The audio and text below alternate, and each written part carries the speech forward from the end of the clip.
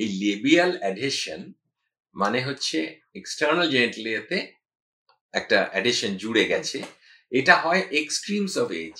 তার মানে এক হয় অত্যন্ত শিশুদের, নিউবর্নদের, আরেক হয় মেনোপজের পরে। এখন শিশুদের যেটা হয় সেটা কিন্তু তাদের হরমোনের অভাবের জন্য হয়, সেটা কিন্তু ইজিলি ছাড়িয়ে দেওয়া যায়। কিন্তু যেটা মেনোপজের পর পরিণত বয়সে হয় সেটা কিন্তু সাধারণত একটা ফাঙ্গাল ইনফেকশন আছে, লাইকেন স্ক্লেরোসাস। সেই লাইকেন স্ক্লেরোসাস ইনফেকশনটা হলে কিন্তু অ্যাডিশনটা হয়। অর্থাৎ প্রিকশনের কথা যেটা বললেন, খুব ভালো কথা। প্রিকশনে দেখতে হবে যে খেয়াল রাখতে হবে তার মাসিকের রাস্তার বাইরে স্কিনে কোনো হোয়াইট প্যাচ ডেভেলপ করছে কিনা। এই হোয়াইট প্যাচ কিন্তু অনেক কারণে হতে পারে, শুধু ফাঙ্গাল ইনফেকশন নয়, কিন্তু ফাঙ্গাল ইনফেকশন একটা কমন কারণ।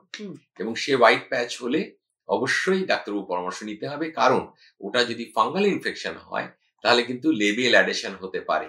লেবেল অ্যাডেশন হলে কি হবে, যেখান থেকে আমাদের ইউরিন করার রাস্তা, সেই রাস্তার মুখটা যদি বন্ধ হয়ে যায় তাহলে আমাদের একটা ইউরিনের পার্শিয়াল অবস্ট্রাকশন হতে পারে। সুতরাং একটা হোয়াইট প্যাচ হচ্ছে কিনা খেয়াল রাখা এবং ডাক্তারবাবু পরামর্শ নেওয়া।